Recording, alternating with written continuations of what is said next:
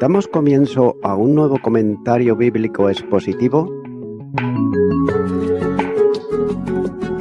Servidores de Dios. Quien te habla es Manuel Cornejo. En esta ocasión estaré compartiendo en el Evangelio de Mateo, capítulo 2 y versículo 16, donde dice: Herodes entonces, cuando se vio burlado por los magos, se enojó mucho y mandó matar a todos los niños menores de 2 años que había en Belén y en todos sus alrededores, conforme al tiempo que había inquirido de los magos. Herodes no tardó tiempo en reconocer que los magos no iban a cumplir la encomienda que les había dado, ya que de alguna manera se vio él burlado. Nótese el carácter del rey, que era un carácter violento. La ira brotó de su interior. Literalmente dice que se enfureció muchísimo. Por otro lado, la idea de Herodes era quitar de en medio al recién nacido rey, de modo que si no podía hacerlo asesinándolo a él, solo lo haría incluyéndolo con los menores de 2 años, edad que por otro lado estaría comprendido Jesús, conforme a lo que había investigado de los magos. El pensamiento perverso del monarca se llevó a cabo sin piedad, y habiendo enviado, asesinó a todos los niños. Y lo hizo para tener la seguridad de haber dado muerte al rey de los judíos, anunciado por los magos. No le bastó con matar a los de Belén, sino que también lo hizo con los que vivían en los contornos de Belén, caseríos en el campo y minúsculas agrupaciones de viviendas. El relato confirma que murieron todos los de 2 años para abajo. A esa franja de edad llegó el impío Herodes, según el tiempo que había deducido de la investigación diligente que hizo en la conversación con los magos. En aquella época el rey tenía entonces sobre 70 años, de modo que un niño de 2 años no tenía posibilidades de causarle ningún daño, ya que simplemente determinó la muerte de él y de los inocentes de Belén para satisfacer sus brutales instintos. La historicidad de este hecho es una realidad, aunque, por otro lado, los liberales la niegan, apelando a que Josefo no hace alusión alguna a esta matanza. Pero, sin embargo, el silencio del historiador no impide reconocer que el carácter sanguinario del monarca le llevase a cometer una acción semejante en su deseo de eliminar al que pudiera ser un opositor, ya que éste era un hombre capaz de matar a su esposa, a 3 de sus hijos y a un hermano. Era capaz también de ordenar cualquier asesinato de inocentes sin importarle absolutamente nada. La más mínima sospecha era suficiente para ejecutar a sus más íntimos amigos y a sus más fieles colaboradores. El historiador Josefo seleccionó en sus escritos hechos revelantes con relación con la perversidad de Herodes, pero en su tiempo los niños no eran tan importantes y apreciados como lo son ahora. Además de esto, se calcula que Belén tenía una población no superior a 2.000 habitantes, de modo que los niños menores de 2 años no serían tan numerosos como se supone. Además, los sentenciados a muerte fueron niños varones, de modo que las niñas en esa edad no fueron muertas, ya que se llega a calcular que probablemente no pasaron de una veintena los muertos por la orden de Herodes.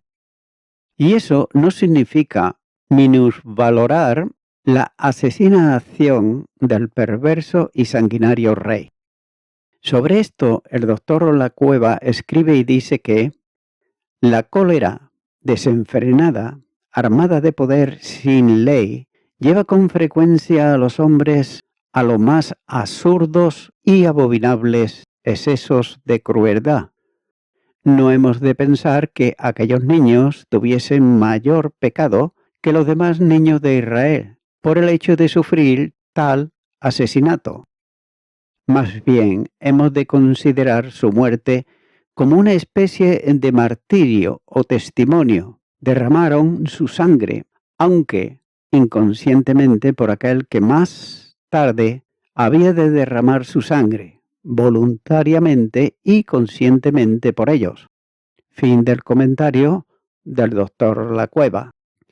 Herodes no tenía en cuenta que el rey que había nacido era el que Dios había determinado para sentarse sobre el trono de Israel. Sin duda, conocía la Escritura, pero no aceptaba la realidad del cumplimiento profético que, inexorablemente, se llevaría a cabo porque Dios así lo determinaba. Algunos, por otro lado, llaman a estos niños que fueron asesinados por Herodes los inocentes de Belén. Es cierto que un niño de 2 años y menores no tienen responsabilidad alguna en los actos que llevan a cabo. Y es verdad que no han tenido ocasión tampoco de practicar el pecado, ya que sólo así puede entenderse el concepto de inocentes que se le aplica. Pero la realidad espiritual es que todo hombre, desde su nacimiento, es pecador, heredando el pecado de sus progenitores y estos de quienes le antecedieron, hasta llegar a nuestro primer padre Adán. Como así nos señala el libro de Job, capítulo 14, versículo 4, el Salmo 51, versículo 5 y Romanos, capítulo 5, versículo 12. Por tanto, la salvación de los bebés no descansa en su inocencia, sino en la aplicación a ellos de los méritos de Cristo. Por otro lado, Ireneo consideró esta matanza como la de los primeros mártires por Cristo, y así escribía sobre esto, cuando dice que por esta razón el Señor repentinamente quitó a todos aquellos niños que pertenecían a la casa de David, cuya feliz suerte fue haber nacido en aquel tiempo, para enviarlos anticipadamente a su reino. Puesto que él mismo era un bebé, arregló las cosas para que bebés humanos fueran mártires muertos según las Escrituras por la causa de Cristo, que nació en Belén de Judea, en la ciudad de David. Fin del comentario de Ireneo. También es sorprendente hasta dónde puede llegar el alma humana cauterizada por el pecado, ya que el horrendo crimen de Herodes pone de manifiesto esta realidad. Algunos en su afán de despreciar y desprestigiar a Dios afirman que no es justo que siendo omnipotente hubiese permitido semejante barbarie. Pero la única respuesta válida no es que Dios permita que los perversos hombres actúen, poniendo en evidencia lo que son, sino que en medio de un mundo perverso y corrupto, Dios se hizo hombre para venir al encuentro del hombre con un mensaje de salvación, de modo que no solo pueda perdonar el pecado cometido, sino regenerar al perdido, para que sea una nueva criatura en Cristo, viviendo para gloria de Dios y siendo testimonio del poder de Dios para salvación en medio de una generación perversa. Filipenses capítulo 2 y versículo 15 dice: para que seáis irrepresibles y sencillos hijos de Dios, sin mancha, en medio de una generación maligna y perversa, en medio de la cual resplandecéis como luminares en el mundo. Continúo ahora con el versículo 17, donde dice: Entonces se cumplió lo que fue dicho por el profeta Jeremías, cuando dijo: Nuevamente Mateo apela a la Escritura viendo en el hecho de la muerte de los niños lo que ya el profeta Jeremías había anunciado siglos antes. La profecía tiene dos niveles distintos del cumplimiento. Uno que tenía que ver con los tiempos en que fue anunciada y otro muy posterior, que se vincula a los días del nacimiento de Jesús. Continúo ahora con el versículo 18, donde dice: Voz fue oída en Ramá, grande lamentación, lloro y gemido. Raquel que llora a sus hijos y no quiso ser consolada porque perecieron. No deja de sorprender nuevamente la cita que Mateo utiliza del Antiguo Testamento como cumplimiento profético del lamento de las madres por los niños asesinados por Herodes en Belén. La cita es de Jeremías, cuando dice: Así ha dicho Jehová, voz fue oída en Ramá, llanto y lloro amargo, Raquel que lamenta por sus hijos, y no quiso ser consolada acerca de sus hijos, porque perecieron. Jeremías capítulo 31 y versículo 15. Note que fue tomada fielmente en cuanto al contenido, pero con exactitud en cuanto a las palabras en sí, que es expresada con cierta libertad. El profeta describe el estado espiritual a que había llegado Israel y el juicio que Dios había determinado para su pueblo por quebrantar su ley. Ramá era un pueblo situado a unos 10 kilómetros al norte de Jerusalén y fue usado como punto de encuentro para concentrar los cautivos que eran llevados a Babilonia. Jeremías, capítulo 40 y versículo 1 dice: Palabra de Jehová que vino a Jeremías después que Nabuzaradán, capitán de la guardia, le envió desde Ramá, cuando le tomó estando atado con cadenas entre todos los cautivos de Jerusalén y de Judá, que iban deportados a Babilonia. Así pues, Raquel, la madre de José y Benjamín, simbólicamente, como si estuviese viva, se la presenta llorando desconsoladamente por los hijos que perecieron, es decir, ya no eran, porque estaban cautivos. Primeramente fueron las tribus del norte, Israel, quienes fueron al exilio.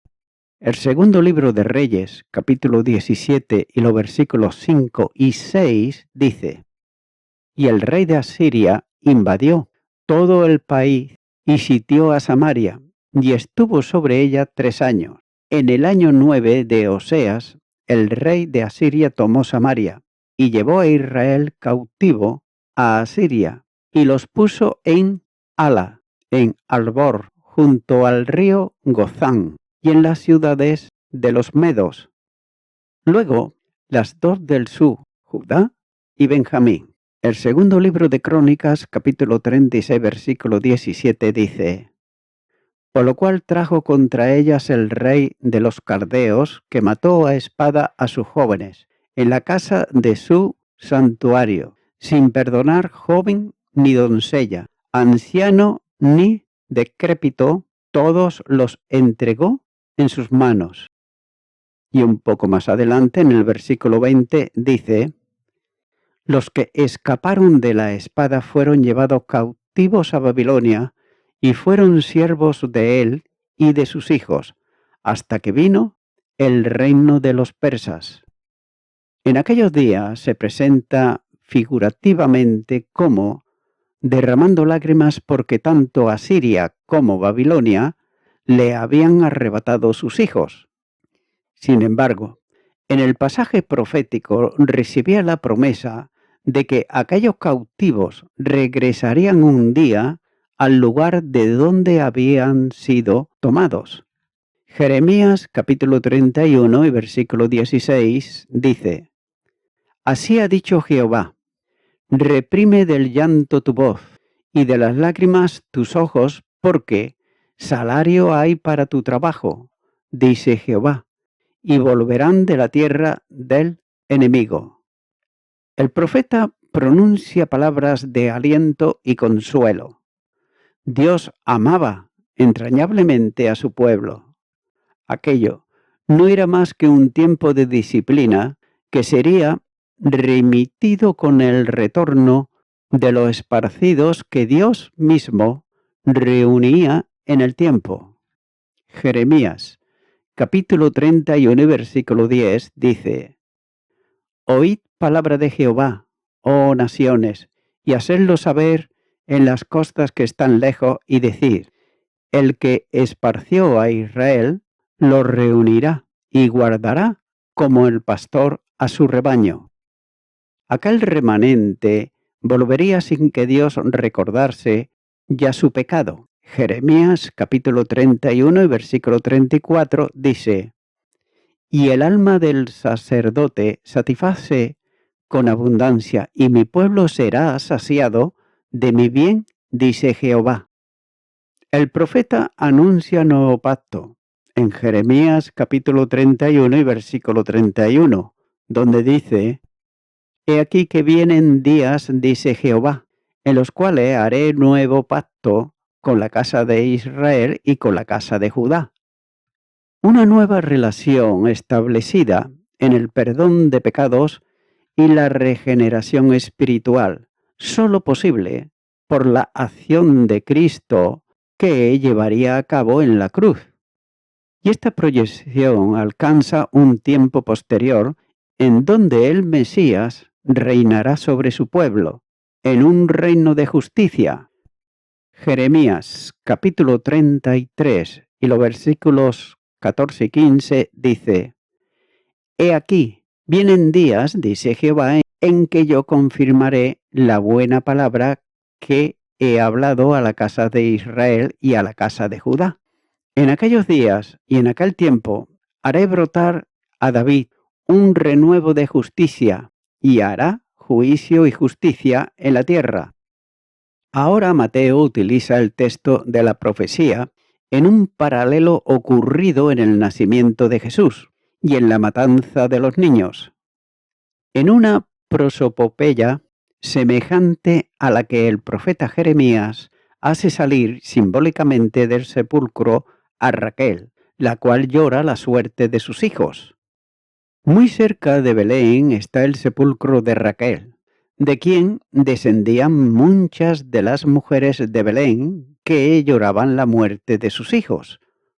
Y aquellas madres no querían ser consoladas, porque sus hijos ya no eran, es decir, no estaban ya entre los vivos. Sin embargo, llora porque, como antes sus hijos, perecieron, es decir, ya no están. El instrumento para esa acción no era Asiria ni Babilonia, sino Edom, de donde procedía Herodes. Sin embargo, el niño que era objeto principal de la ira de Herodes había sido conducido al exilio, esta vez en Egipto. El renuevo de justicia retornará pronto a la tierra para ser no el reconstructor material de Israel como había sido los retornados de Babilonia, sino para ser el salvador de todos los pecadores y proclamar la esperanza universal en la invitación consoladora a todos los trabajados y cargados. Mateo capítulo 11 versículo 28 dice: Venid a mí todos los que estáis trabajados y cargados, y yo os haré descansar.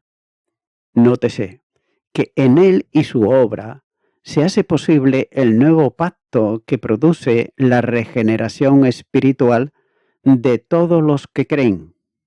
También en él se abre camino al cielo en un retorno del hombre a Dios.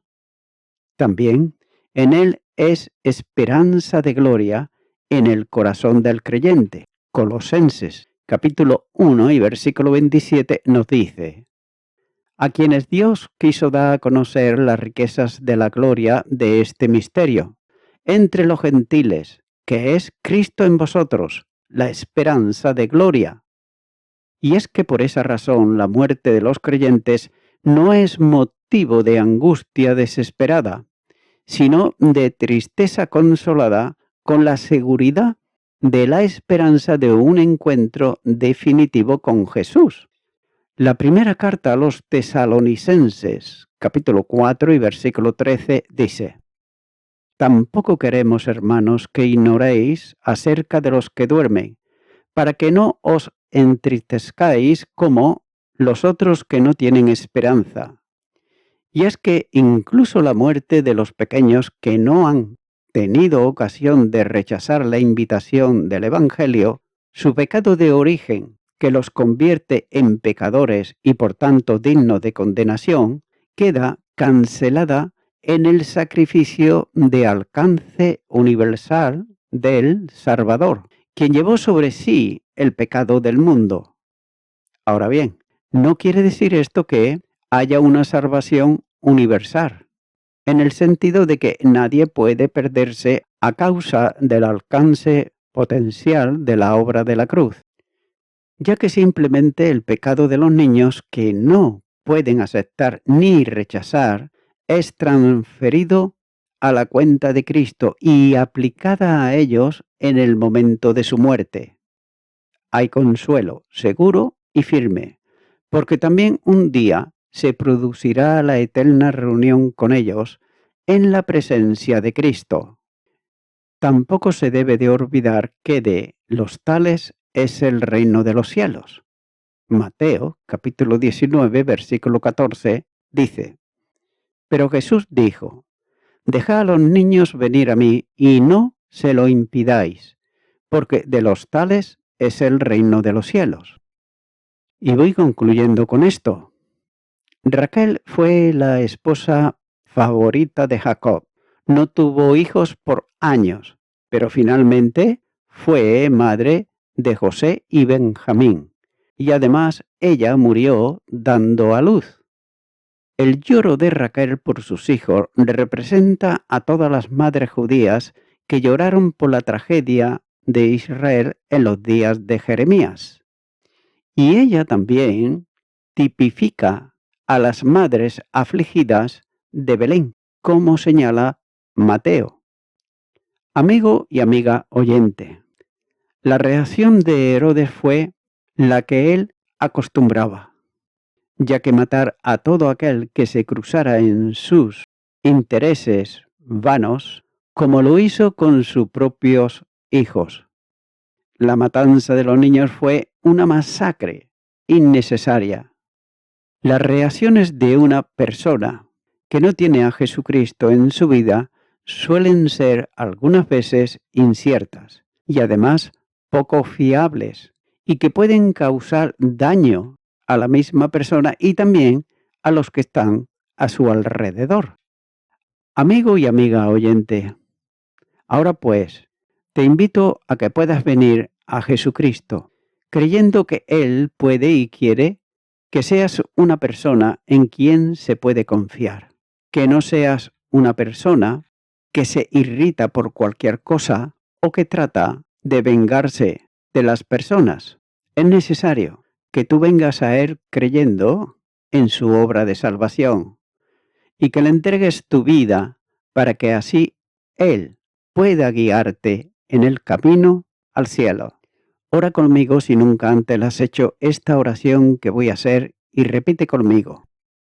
Señor Jesucristo, te confieso que soy una persona que me irrito por cualquier cosa, que no comprendo muchas cosas, que trato a las personas con desprecio y que me cuesta mucho perdonar. Pero yo ahora te pido perdón por todos mis pecados y mis delitos. Y lo mismo que tú me perdonas, quiero también perdonar a las demás personas que tengo a mi alrededor y que conozco. Y a ti te entrego todo mi ser, cuerpo, alma y espíritu. En tu nombre, Amén.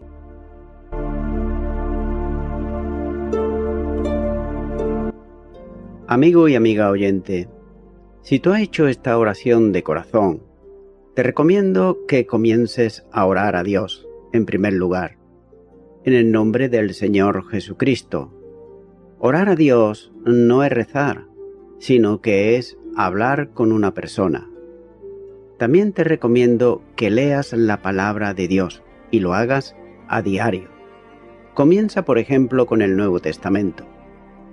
Y también, por último, te recomiendo que para que puedas crecer espiritualmente, te congregues en una iglesia cristiano-evangélica, donde se predique, se enseñe y se practique la sana doctrina y la palabra de Dios.